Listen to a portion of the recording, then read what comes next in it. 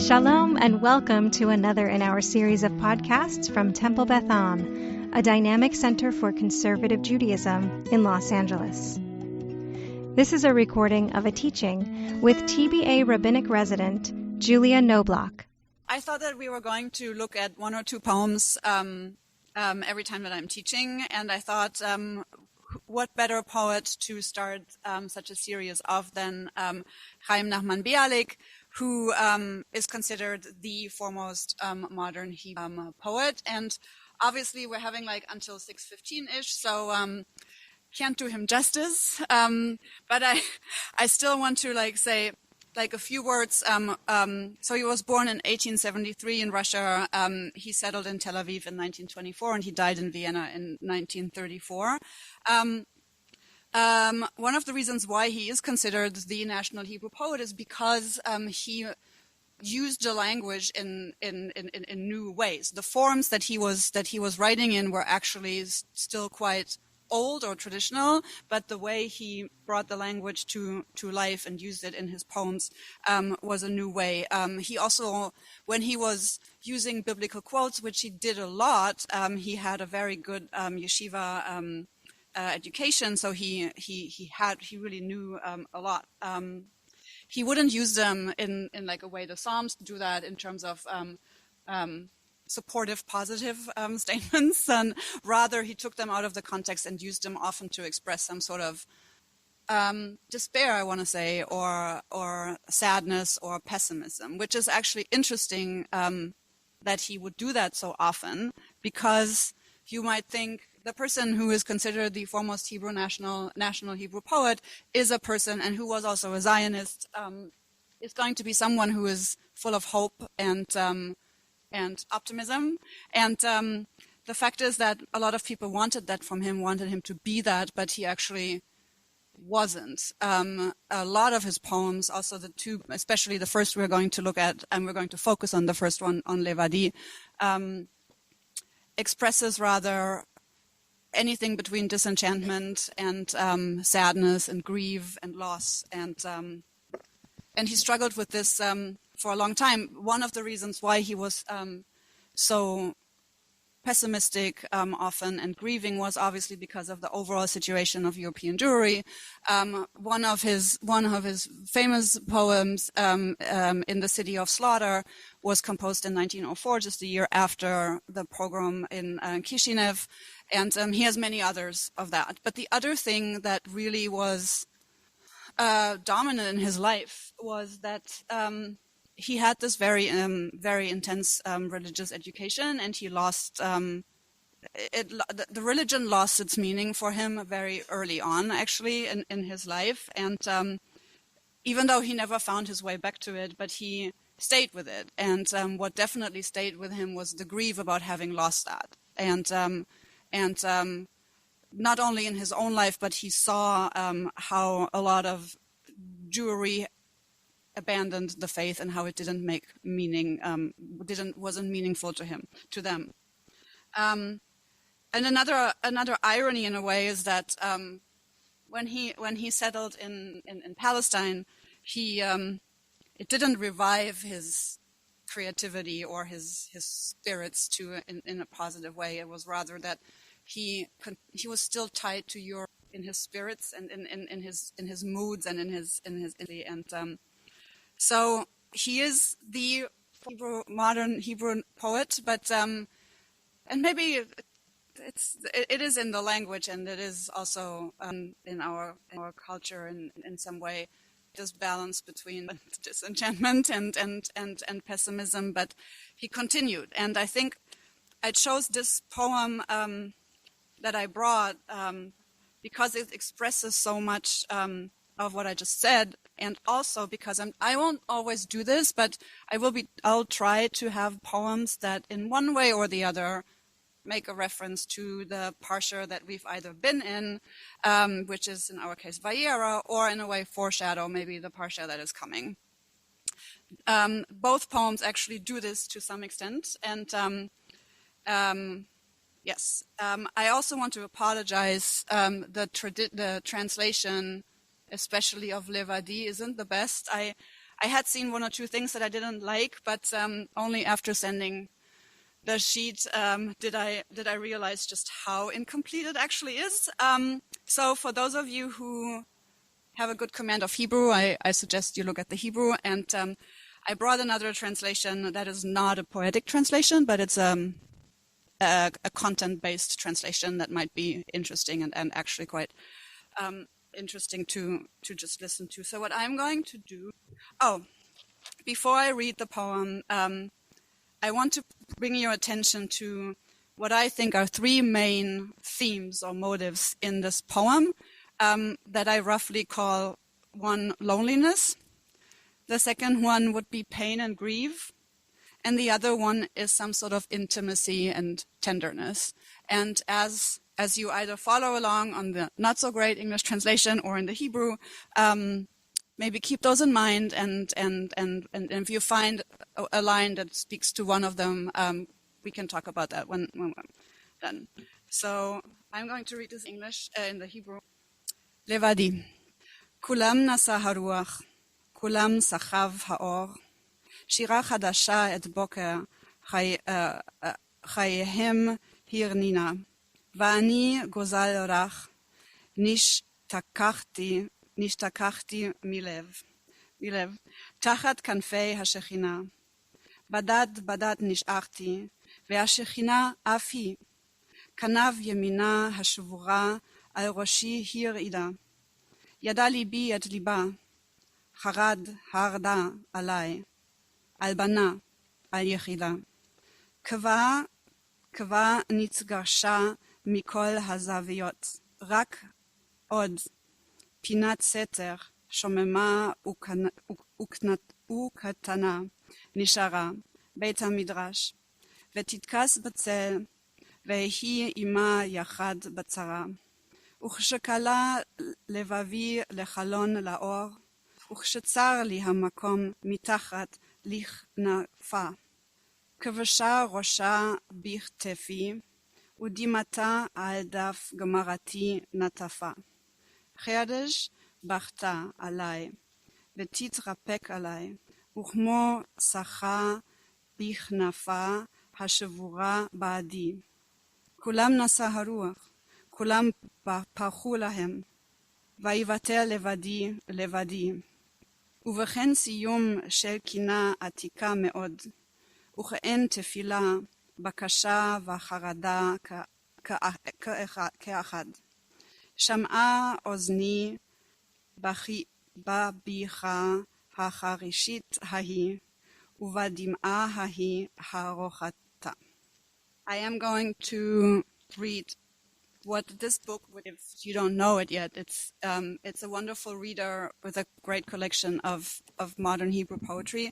It is called The Modern Hebrew Poem Itself, so it's fantastic. I'm going to just quickly read what they write in English. Alone. The wind carried all of them away. The light swept all of them away. A new song made the morning of their lives exult with song.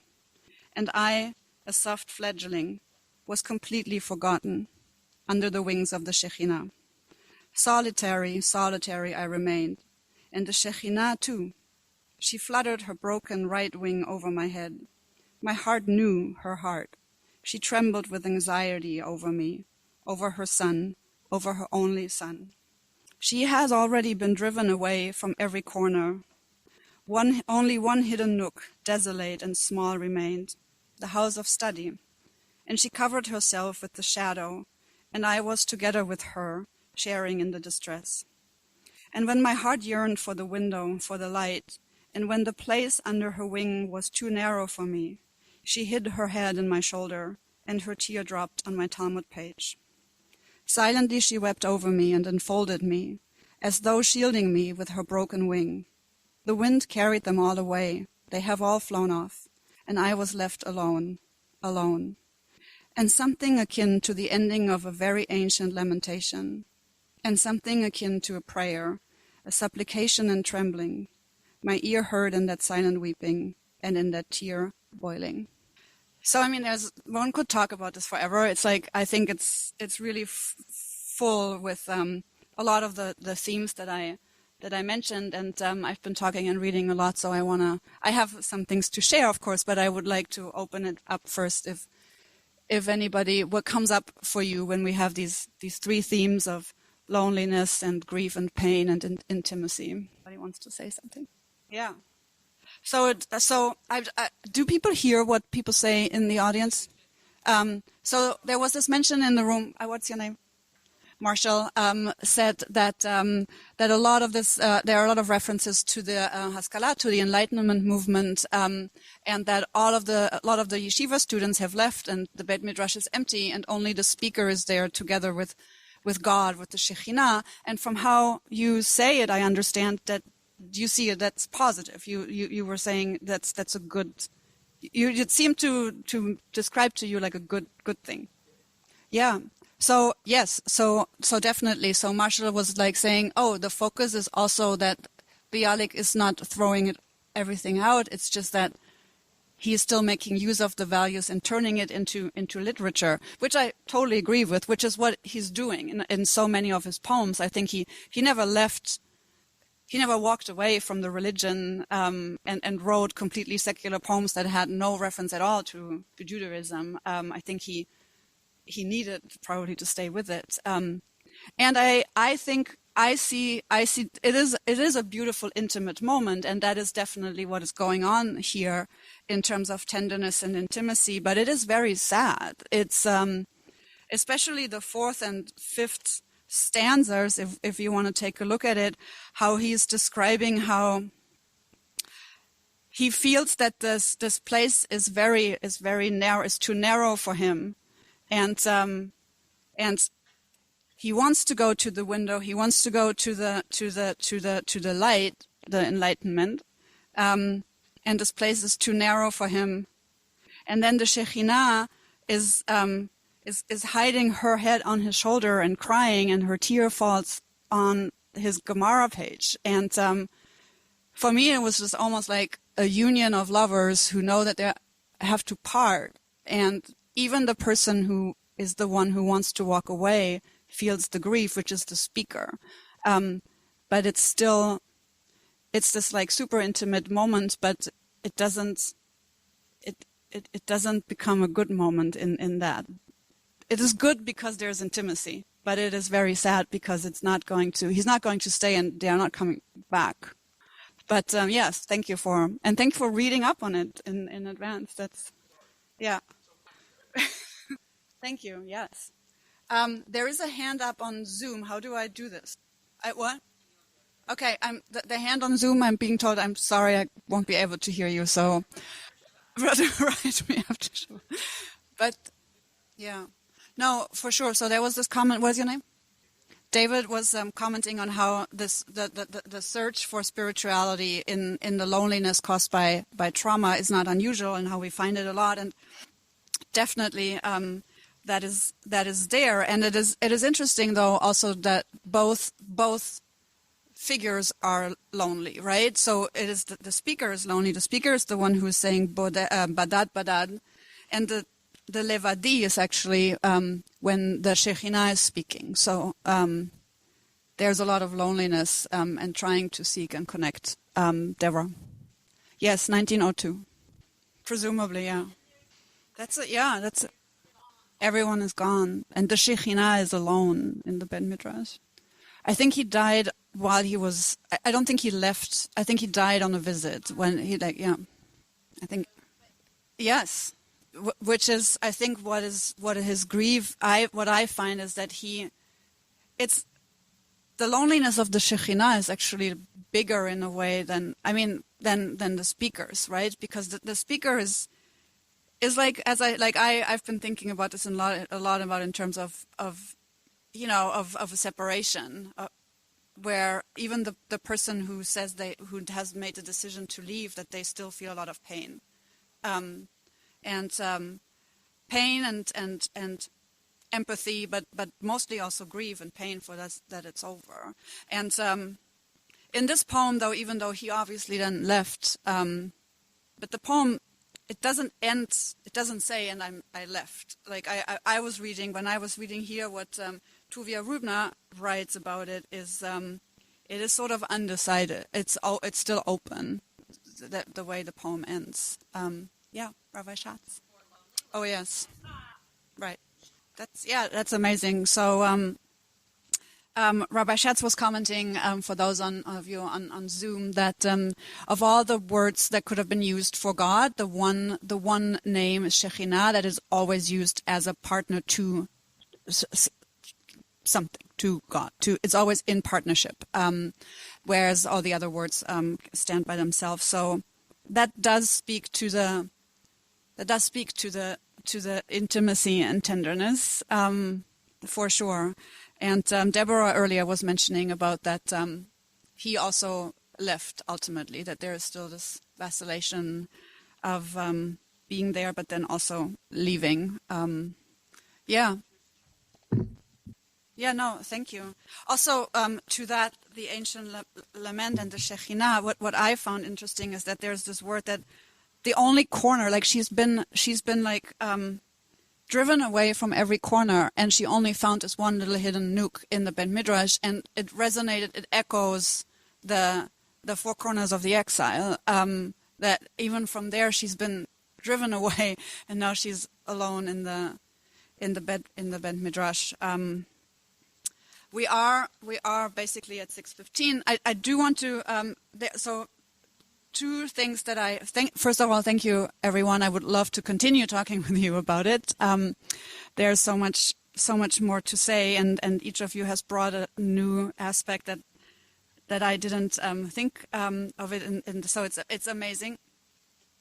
I just wanted to point out, which is probably didn't go unnoticed, why I chose this poem. I mean, I chose this poem because I like it, but also because it just fits in so well with our parsha. Because there's this reference, "Your only son" is there, and there are two other references. One is to Isaiah 49:20, is about this place is too narrow for me.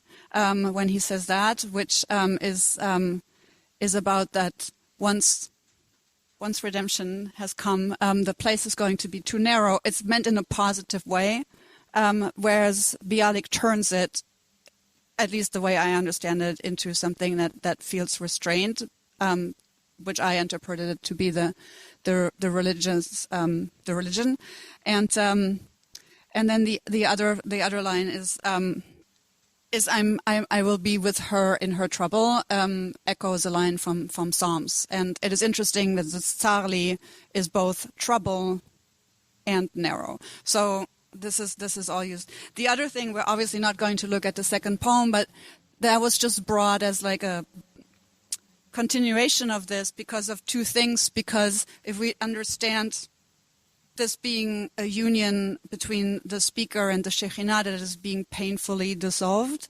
it is interesting to look at the other poem, which is really more of a love poem than a poem about spiritual quest or religious quests and inquiry. And obviously it is so often used in Jewish imagery and in biblical texts throughout. The wings of the Shekhinah, the shelter of God, and it's often used to express romantic union. So that I thought interesting also because it foreshadows Chaye Sarah, at least if we want to read it into it. Of course, he wasn't thinking of that, but because he's asking, be my mother, be to me like my mother and my sister.